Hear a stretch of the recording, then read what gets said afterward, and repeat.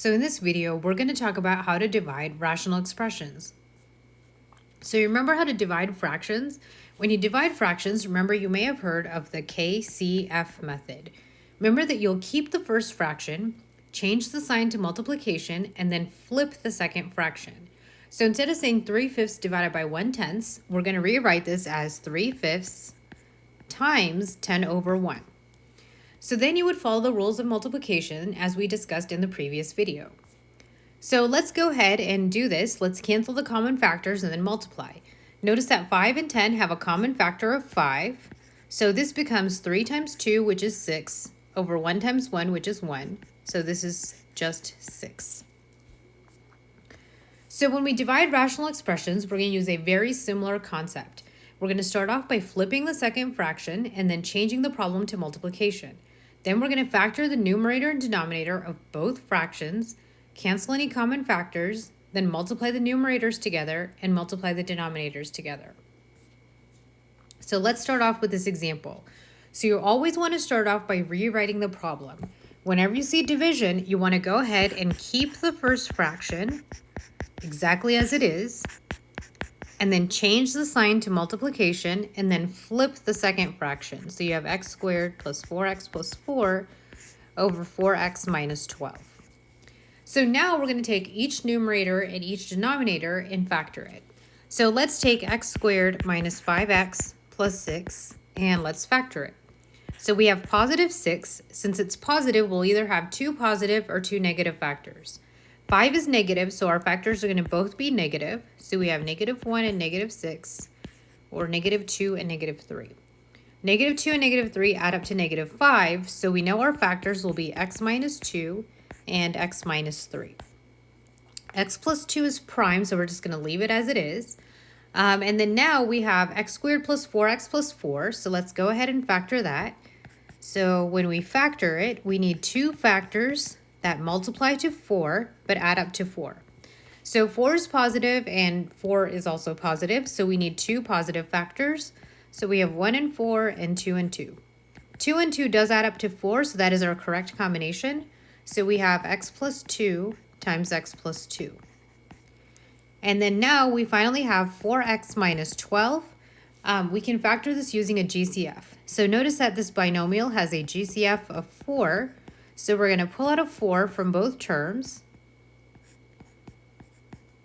And that leaves us with 4 times the 4 and 4 cancel. So we have x minus 12 divided by 4, which is 3. So now we're going to go back to this problem, right? This restated problem that's the multiplication. And we're going to rewrite everything using factored form. So we have first x minus 2 times x minus 3 over, and then in the denominator we have x plus 2. And then now in the second numerator we have this x plus 2 times x plus 2.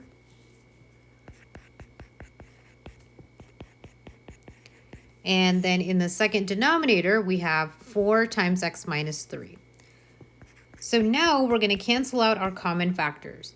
Notice that we have a common factor of x minus 3 and x minus 3. Remember, a factor can cancel if it's in the numerator and denominator, so if it's on opposite sides.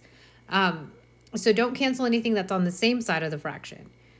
We also have an x plus 2 up here and an x plus 2 here, so we can cancel those two out.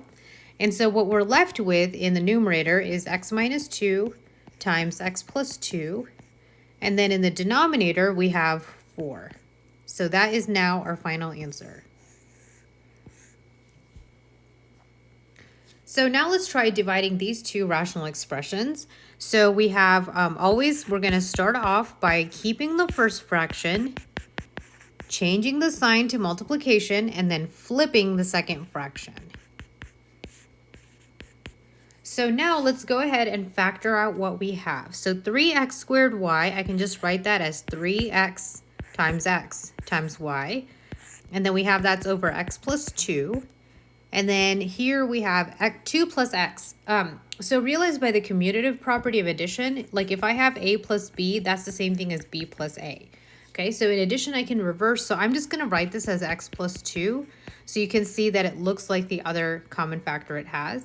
And then the 9x, I'm just going to write it as 3 times x.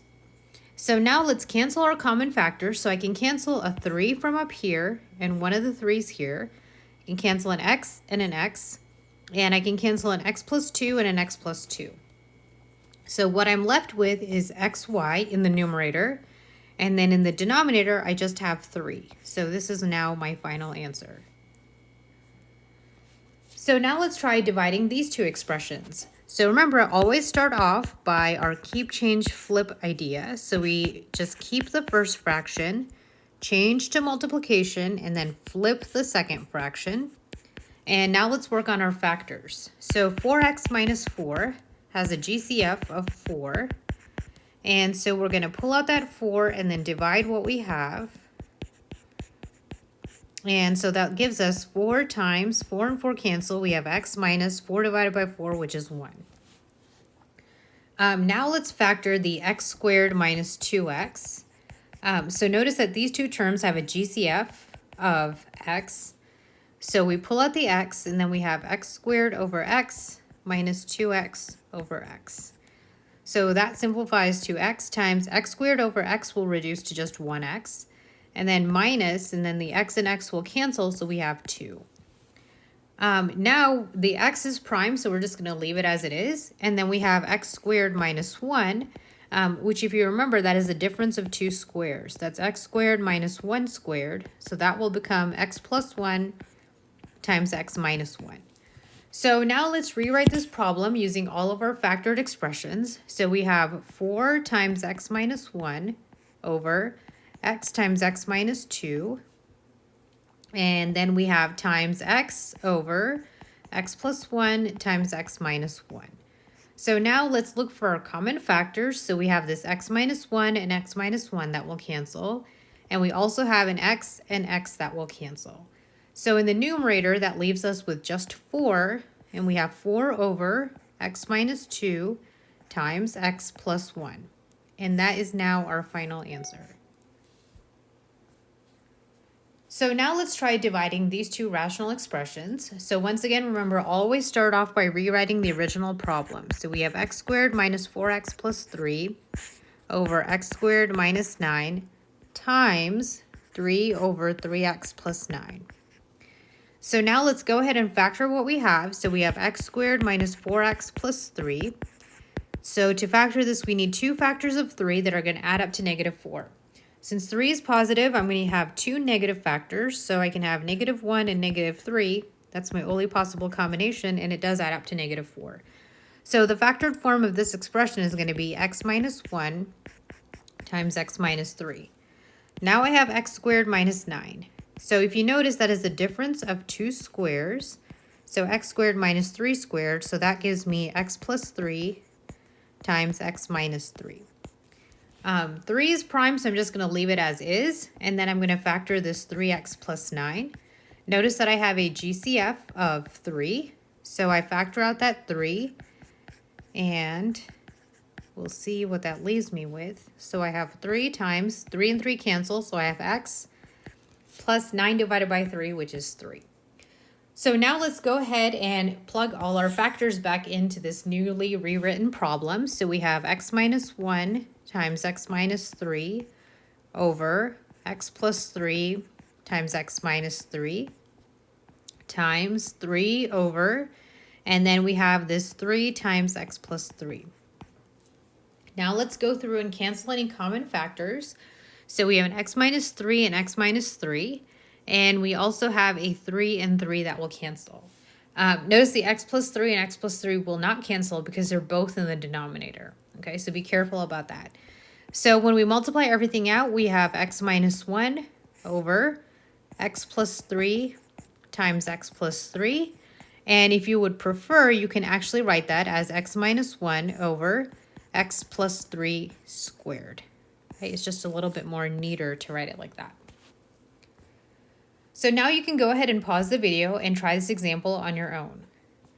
Remember, as always, we started off by rewriting this as a multiplication problem. We went ahead and flipped the second fraction, and then we factored every numerator and denominator that we had. We rewrote this new problem using all the factored expressions.